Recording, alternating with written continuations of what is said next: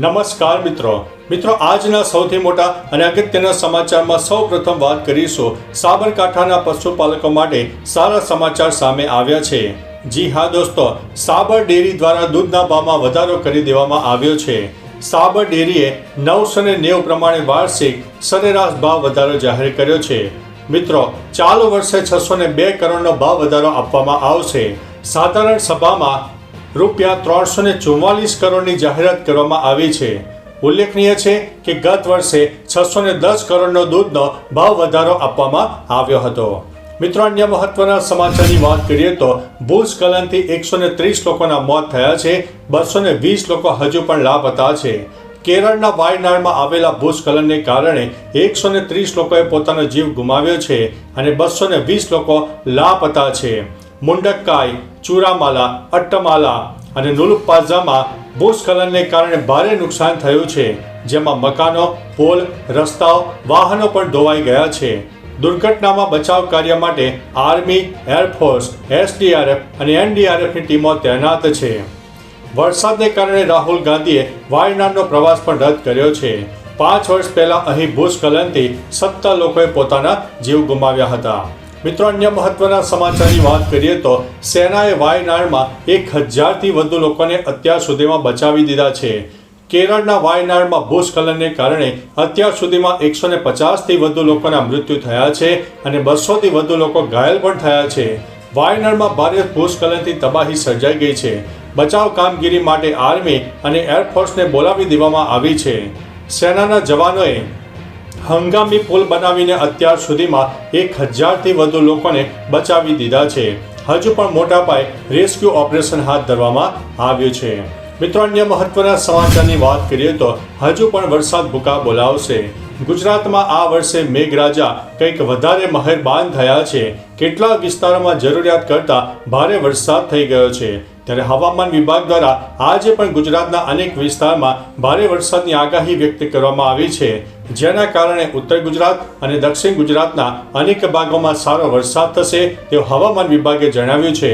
સૌરાષ્ટ્રના પણ અમુક વિસ્તારમાં ભારે વરસાદ અને ભારે પવનની આગાહી વ્યક્ત કરવામાં આવી છે। મિત્રો, અન્ય મહત્વના સમાચારની વાત કરીએ તો વાયનાડમાં ભૂસ્ખલન આવ્યું હતું, જેની તબાહીની તસવીરો પણ સામે આવી છે।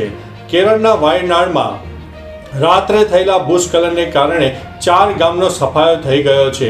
અત્યાર સુધીમાં 151થી વધુ લોકોના મોત થઈ ચૂક્યા છે, અનેક લોકો ઘાયલ થયા છે, 200 કરતાં વધારે લોકો હજુ પણ લાપતા છે અને સેના દ્વારા રેસ્ક્યુ ઓપરેશન પણ ચાલી રહ્યું છે। આ બધા વચ્ચે ભૂસ્ખલનના કારણે થયેલી તબાહીની કેટલીક તસવીરો પણ મિત્રો સામે આવી ગઈ છે। મિત્રો, અન્ય મહત્વના સમાચારની વાત કરીએ તો રાજકોટમાં ચાંદીપુરા વાયરસે ચિંતામાં વધારો કર્યો છે।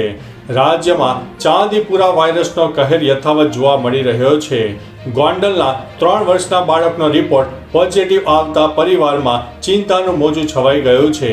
રાજકોટમાં ચાંદીપુરાએ ભરડો લીધો હોય તેવી પરિસ્થિતિનું નિર્માણ થઈ ગયું છે। રાજકોટમાં 8 દર્દીઓમાં ચાંદીપુરાના લક્ષણો જોવા મળ્યા છે। 3 વર્ષના બાળકનો રિપોર્ટ પોઝિટિવ આવતા તંત્ર હરકતમાં આવ્યું છે। કુલ 8 પૈકી 4 પોઝિટિવ તો 2 નેગેટિવ અને અન્ય 2 શંકાસ્પદ હોવાનું તંત્રએ જણાવ્યું છે। મિત્રો, અન્ય મહત્વના સમાચારની વાત કરીએ તો 11 જિલ્લામાં શાળા અને કોલેજો બંધ કરવામાં આવી હતી। કેરળના વાયનાડમાં 3 જગ્યાએ ભૂસ્ખલનને કારણે અત્યાર સુધીમાં 151થી વધુ લોકોના મોત થયા છે, 200થી વધુ લોકો લાપતા છે। આર્મી, નેવી અને એનડીઆરએફની ટીમો ઘટના સ્થળે રાહત અને બચાવ કામગીરી કરી રહી છે। બચાવ કાર્યમાં સમય લાગતા મૃત્યુ આંક વધી રહ્યો છે। કેરળમાં હજુ પણ ભારે વરસાદનું એલર્ટ આપી દેવામાં આવ્યું છે।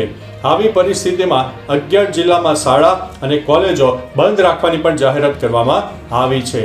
મિત્રો, અન્ય મહત્વના સમાચારની વાત કરીએ તો અમદાવાદ ગાંધીનગરમાં રેડ, દેહ વ્યાપારનો મોટો પર્દાફાશ થયો છે। અમદાવાદ અને ગાંધીનગરમાં સીઆઈડી ક્રાઇમ દ્વારા રેડ પાડવામાં આવી હતી। અલગ અલગ ટીમો દ્વારા બંને શહેરમાં 30 જેટલી જગ્યાઓ પર રેડ પાડવામાં આવી છે। હોટેલ અને સ્પા પર થયેલી રેડમાં દેહ વ્યાપારની પ્રવૃત્તિનો પર્દાફાશ થયો છે।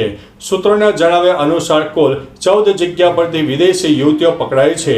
કુલ 20 જેટલી યુવતીઓ ઝડપાઈ હોવાનું મીડિયાના રિપોર્ટમાં જણાઈ આવ્યું છે। મિત્રો, અન્ય મહત્વના સમાચારની વાત કરીએ તો અંબાજીથી સૌથી મોટા સમાચાર સામે આવી ગયા છે। અંબાજીમાં સજ્જડ બંધ, અસામાજિક તત્વોનો વિરોધ કરવામાં આવ્યો છે. ગુજરાતના પ્રસિદ્ધ યાત્રાધામ અંબાજી ખાતે ગઈકાલે સજ્જડ બંધ આપવામાં આવ્યો હતો. અંબાજીમાં સતત વધી રહેલા અસામાજિક તત્વોના ત્રાસ અને હુમલાની ઘટનાઓના વિરોધમાં વેપારીઓ દ્વારા બંધનું એલાન આપવામાં આવ્યું છે, જે સંપૂર્ણ સફળ રહ્યું છે. ઉપરાંત પોલીસ સાથેની મીટિંગમાં પોલીસના આશ્વાસન બાદ દુકાન ખોલવાનું નક્કી કરવામાં આવ્યું છે. જો કે બાદમાં રાત્રે વેપારીઓએ એક થઈને બંધ પાડવાનું પણ નક્કી કર્યું હતું. મિત્રો, અન્ય મહત્વના સમાચારની વાત કરીએ તો સોના અને ચાંદીના ભાવમાં વધારો થયો છે. સોના અને ચાંદીના ભાવમાં ગઈકાલે વધારો જોવા મળ્યો હતો. 24 કેરેટ સોનું 684 રૂપિયા મોંઘું થતાં પ્રતિ 10 ગ્રામનો ભાવ 69,364 રૂપિયા થયો છે, જ્યારે 22 કેરેટ સોનું 63,537 રૂપિયા પ્રતિ 10 ગ્રામે પહોંચી ગયું છે. અહીં ચાંદી 1,715 રૂપિયા પણ મોંઘી થઈને 83,065 રૂપિયા પ્રતિ કિલો ઉપર પહોંચી ગઈ છે. આગામી દિવસોમાં સોના અને ચાંદીના ભાવમાં વધુ વધારો થઈ શકે છે, કારણ કે ડિસેમ્બર સુધી 8 મોટા તહેવારો પણ આવી રહ્યા છે. મિત્રો, અન્ય મહત્વના સમાચારની વાત કરીએ તો દુઃખદ સમાચાર આવી રહ્યા છે ઝારખંડથી. ઝારખંડમાં વીજળી પડતા 10 લોકોના મોત થયા છે. 24 રાજ્યોમાં એલર્ટ પણ આપી દેવામાં આવ્યું છે. હવામાન વિભાગે 24 રાજ્યોમાં ભારે વરસાદનો એલર્ટ જાહેર કર્યો છે. ઝારખંડમાં મંગળવારે વીજળી પડવાથી 10 લોકોના મૃત્યુ થયા છે. તો આ તરફ મધ્યપ્રદેશમાં ચોમાસાની શરૂઆતના 38 દિવસની અંદર સિઝનનો લગભગ અડધો એટલે કે 50% વરસાદ વરસી ચૂક્યો છે. રાજસ્થાન અને બિહારમાં ચોમાસું ધીમું પડ્યું છે, જ્યારે રાજસ્થાનના જેસલમેર અને ગંગાનગરમાં તાપમાન 40 ડિગ્રીની આસપાસ પર જોવા મળી રહ્યું છે. મિત્રો, અન્ય મહત્વના સમાચારની વાત કરીએ તો ભૂસ્ખલનમાં મૃત્યુ આંક 175ની ઉપર પહોંચી ગયો છે. કેરળના વાયનાડમાં ભારે વરસાદને કારણે થયેલા ભૂસ્ખલનમાં મૃત્યુ આંક 175થી વધુ ચાલી રહ્યો છે, જ્યારે 220થી વધુ લોકો હજુ પણ લાપતા છે. Army, air force, NDRF, SDRF, police અને ડોગ સ્ક્વોડ દ્વારા લોકોને બચાવવાની કામગીરી ચાલી રહી છે. હવામાન વિભાગે હજુ પણ વાયનાડમાં ભારે વરસાદની ચેતવણી આપી છે, જેના કારણે બચાવ કામગીરીમાં મુશ્કેલી પણ આવી શકે છે.